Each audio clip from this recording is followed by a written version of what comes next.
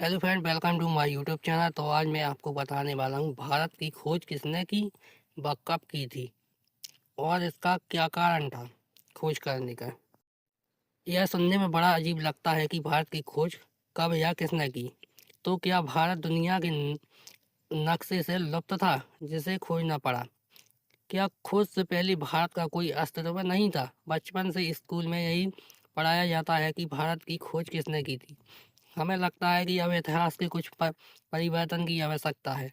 भारत सनातन देश है।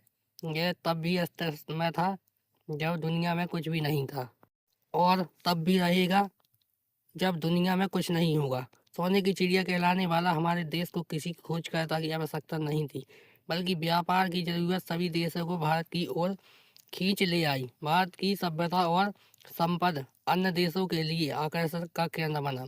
वो कहते हैं ना, जरूरत ही आविष्कार की जननी है। जब पढ़ना यह चाहिए कि एक पुर्तगाली ने यूरोप को भारत तक पहुंचाने का समुद्री मार्ग दिखाया। खैर, इतिहास तो नहीं बदल सकती, लेकिन भावी पीढ़ी को नई सोच से अवगत करा तो सकती हैं। वास्को ड गामा को डिस्कवरी ऑफ इंडिया और यूरोप से पूर्व एशिया तक समुद्री मार्ग खोजने का श्रेय भी प्राप्त है।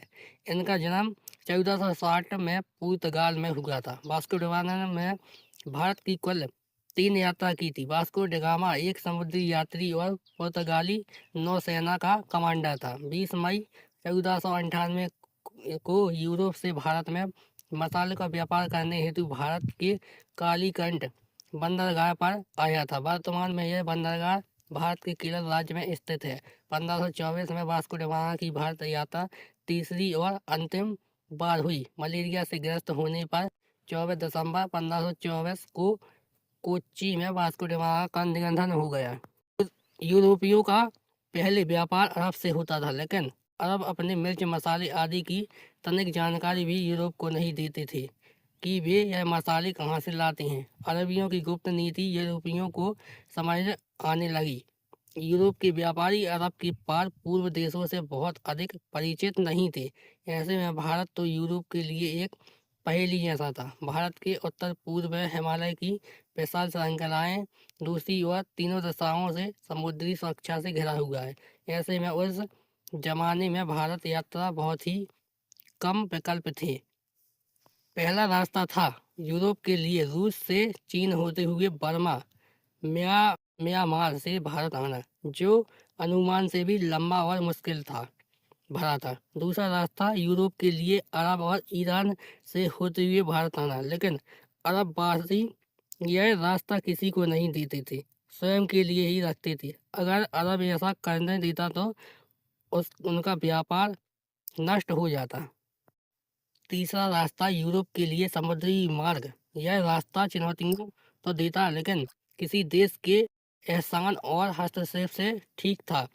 इसी कारण वास्को ड गामा द्वारा पूर्वी एशिया तक समुद्र मार्ग की खोज हुई और भारत विश्व व्यापार का मुख्य केंद्र बना। वास्को ड गामा 8 जुलाई 1497 को लिस्बन से 4 जहाज़ों के जस्ते के साथ मिलकर और लगभग 1 साल की लंबा यात्रा के बाद 20 मई 1498 समुद्र के रास्ते केरल के कालीकंठ पहुंचा। अपनी कठिन तपस्या से उसने यूरोप के लिए और वहां के लोगों के लिए इंडिया तक पहुंचने का एक और निजी मार्ग खोज लिया। यूरोप के लिए वास्को ड गामा की यह बहुत बड़ी उपलब्धि थी। 1499 में भारत दुनिया की नज़रों में पूर्ण रूप से आया। वास्को ड गामा ने यूरोप, फ्रांस, ब्रिटिश के लुटेरों, कारोबारियों और राजाओं के लिए भारत आने का सुगम रास्ता बना दिया था। आते आते सभी व्यापारियों के लिए, लेकिन सोने की चिड़िया हमारे भारत को लूट ले जाती। तभी भारत पर कब्जा करने की कोशिश जोर पकड़ने लगी। सदियों तक भारत गुलाम रहा। भारत कभी गरीब देश नहीं था, इसे गरीब बनाया गया। मेरा भारत महान यूं ही नहीं कहलाता। अपने भारतीय होने पर गर्व कीजिए, क्योंकि भारत एक ऐसा देश है जिसने कभी किसी भी परिस्थिति में दूसरे देश पर आधिपत्य नहीं किया, तब भी जब अंग्रेजों ने भारत के टुकड़े कर दिए। भारत आज भी जियो और जीने दो की नीति पर निरंतर विकास कर रहा है। अगर आपको मेरा वीडियो अच्छा लगा तो वीडियो को लाइक कीजिए, चैनल को सब्सक्राइब कीजिए और वीडियो को शेयर कीजिए।